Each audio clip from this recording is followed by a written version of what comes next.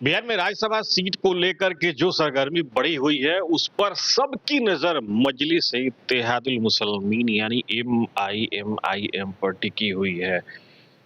बताया तो यहां तक जा रहा है कि एआईएमआईएम से विभिन्न दलों के नेता जो हैं वो संपर्क भी कर रहे हैं, जिसका एकमात्र कारण है मैजिकल नंबर। दरअसल महागठबंधन अपने उम्मीदवार को इस चुनाव में उतारे हुए है। उन्होंने अपना नामांकन भी कर दिया है। महागठबंधन को जीत के लिए 41 विधायक चाहिए। नजरें एआईएमआईएम पर टिकी हुई हैं और महागठबंधन की सबसे अहम घटक दल में से एक आरजेडी का कहना है कि एआईएमआईएम हमारे साथ है। आरजेडी ये बात अभी नहीं कह रही है, बजट सत्र में भी आरजेडी के कई विधायकों ने इस चीज को कहा था। हमारे साथ अभी एआईएमआईएम के राष्ट्रीय प्रवक्ता और पश्चिम बंगाल के प्रभारी आदिल हसन हैं। सीधे उनसे बात करेंगे, किसके संपर्क में है, किनका किनका फोन आ रहा है। काफी सारे फोन आ रहे होंगे आपके पास, क्योंकि आप तो मैजिकल फिगर आप ही लोगों के पास है। अल्हम्दुलिल्लाह, सीमांचल के अवाम का शुक्रिया और बैरिस्टर असदुद्दीन ओवैसी साहब की मेहनत का आज रिजल्ट है। अख्तर उल इमान साहब, इंजीनियर आफ्ताब साहब और तमाम एमआईएम के कार्यकर्ताओं की मेहनत है जो मजलिस इत्तेहादुल मुस्लिमीन ने सीमांचल में 5 सीट जीता। आज सबको मजलिस इत्तेहादुल मुस्लिमीन के दरवाजे पर आना की ज़रूरत पड़ रही है। अल्लाह का करम है और सीमांचल के अवाम का शुक्रिया।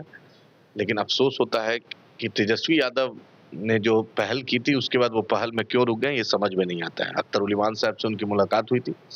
अख्तर उल इमान साहब ने उनको कहा था कि एमआईएम को मौका दीजिए, फिर 26 के बाद 28-30 में आपको ज़रूरत पड़ेगी, हम देंगे।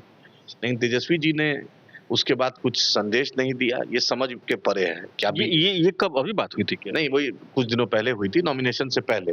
क्योंकि हमने कहा था कि बिहार का बेटा को भेजिए, क्योंकि बाहर का मुंशी मैनेजर को आप बार-बार भेजते हैं, अब उस पोजीशन पे आप नहीं। अशफाक करीम साहब की जगह पर आपने दूसरे को भेज दिया। आपने हरियाणा के लोग को भेज दिया, शरद यादव जी के परिवार से किसी को नहीं भेजा, बिहार के किसी यादव को भेज देते। आज तक किसी दलित को राज्यसभा आपने नहीं भेजा, राजद ने, उसको भेज देते।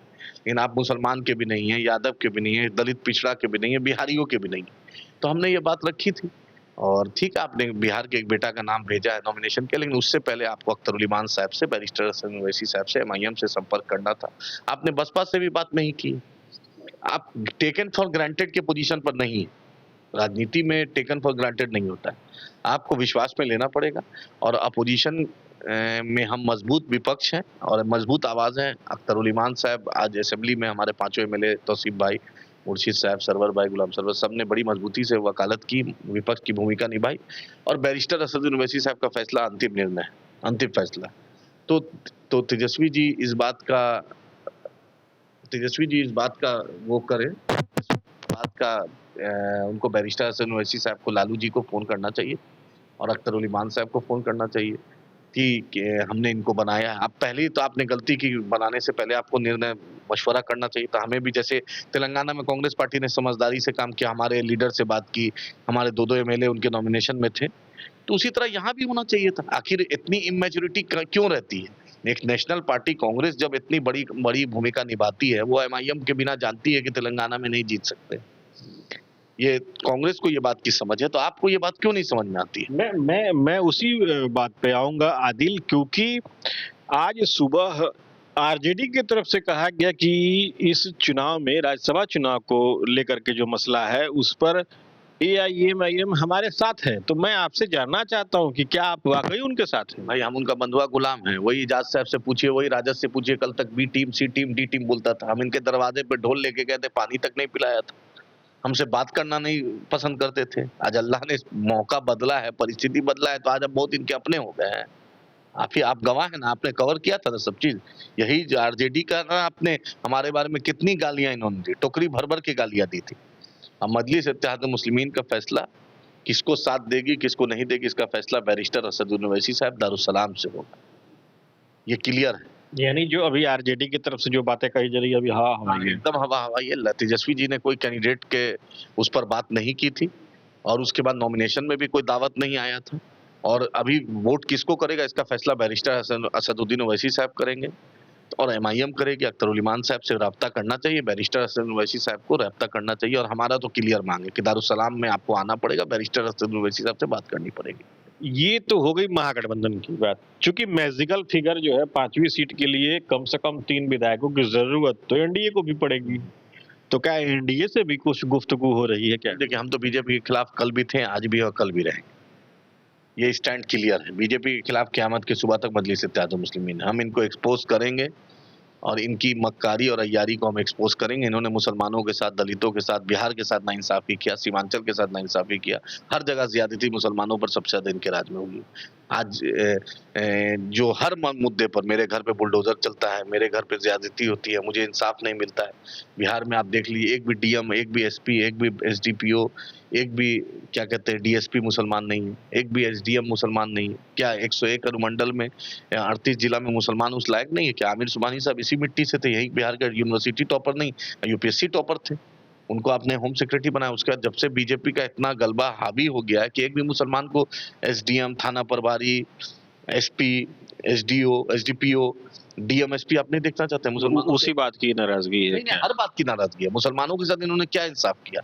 मुसलमानों के साथ ना इंसाफ किया, मुसलमानों को ना उसका हक दिया, ना सीमांचल डेवलपमेंट बोर्ड की बात की, ना सीमांचल के साथ इंसाफ किया। कि सीमांचल में सिर्फ मुसलमान तो नहीं रहते हैं। हमारा मांग था पूर्णिया में हाईकोर्ट बेंच सीमांचल की बाढ़ की तबाही को रोकिए, सीमांचल के पलायन को रोकिए, सीमांचल में कल कारखाना खुले, डिफेंस कॉरिडोर खुले, एम्स की तरह हॉस्पिटल खुले, ट्रॉमा सेंटर खुले। मतलब ओवरऑल जो डेवलपमेंट होता है, जो जैसे कटिहार बलरामपुर में मेडिकल कॉलेज, पूर्णिया में तो आपने खोला, चलिए वो भी ऑपरेशनल पूरा अच्छे तरीके से नहीं। अररिया और किशनगंज में आप खोलिए, बलरामपुर बारसोई में खोलिए। मेरे यहाँ बंगाल और बिहार की नदियों पर पुल का मांग है, बहुत दिनों से मांग है, वो मांग है।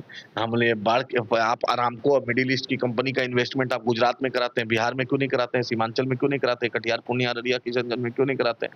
बलरामपुर बारसोई में, पोठिया में, प्राणपुर में, कदवा में, मनिहारी में क्यों नहीं कराते हैं? हमारा पर कैपिटा इनकम कम है, जीडीपी इतना लो है, हेल्थ इंडेक्स में हम इतना पुअर है। हमारे में 130 डॉक्टर रहना चाहिए, जिला में कम से कम 30 ही 35 डॉक्टर है। किशनगंज हो, कटिहार हो, पूर्णिया हो, अररिया हो, डॉक्टर की कमी, स्टाफ की कमी, सबसे ज्यादा घुसखोरी वहाँ है, बिजली प्रॉपर नहीं आती है, पावर स्टेशन की कमी है। हर ऐसे मुद्दे हैं जो जन हित में हो, वो सीमांचल के साथ नाइंसाफी। और मजलिस इत्तेहादुल मुस्लिमीन, एमआईएम सीमांचल के अवाम का कर्जदार है, सीमांचल के अवाम का हम एहसानमंद हैं, शुक्रगुजार हैं कि उन्होंने इतनी इज्जत दी, उन्होंने हमें मौका दिया कि बैक टू बैक हम 2020 में भी अल्हम्दुलिल्लाह जीते और 2025 में भी हमने बहुत अच्छा किया। तो आदिल, आप अभी अभी आपने सारी बातें की, लेकिन पत्ते आपने नहीं खोले। पत्ते कब खुलेंगे? पत्ते तो बैरिस्टर असद उवैसी साहब खोलेंगे। इस पार्टी के रियासती सदर अख्तर उल ईमान साहब, इंजीनियर आफ्ताब साहब, एमआईएम के 5 एमएलए मिलकर बैरिस्टर असद उवैसी साहब मशवरा करेंगे और बैरिस्टर साहब जो फैसला करेंगे वो एमआईएम मानेगी।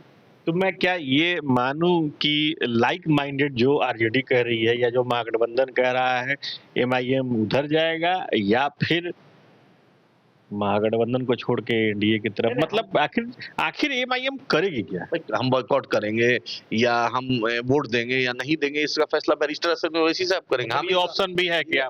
हम किसी का बंधुआ गुलाम नहीं, मजलिस इत्तेहादुल मुस्लिमीन किसी का बंधुआ गुलाम नहीं है।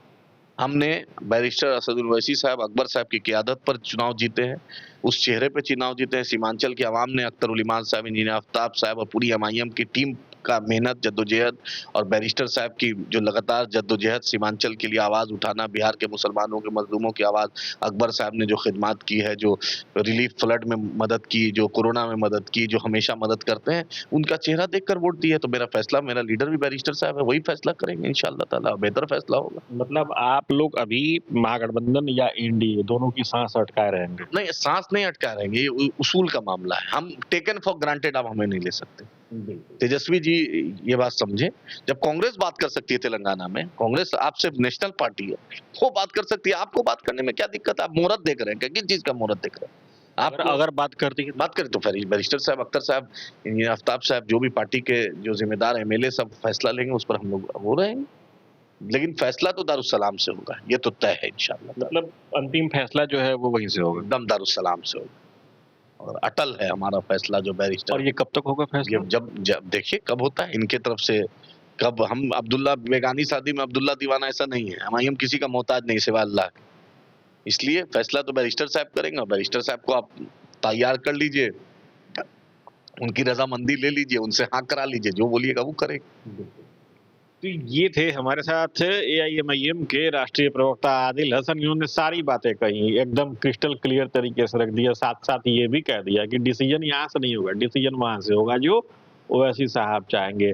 कुल मिला जुला कर कि ये कि AIMIM अपने पत्ते अभी नहीं खोलेगी, और जिस तरीके से अभी आदिल हसन ने बताया, अगर पत्ते खुलेगी तो हो सकता है कि हर किसी की अपनी एक राजनीतिक चाहत होती है, तो राजनीतिक लाइन होती है, अगर उस लाइन के आसपास कोई रहेगा तो AIMIM उसका साथ दे सकती है। बहरहाल इंतजार करना होगा कि आखिर पतंग उड़ेगी तो डोर किसके हाथ में होगी, पतंग किसको ऊंचाई पर लेकर के जाएगी।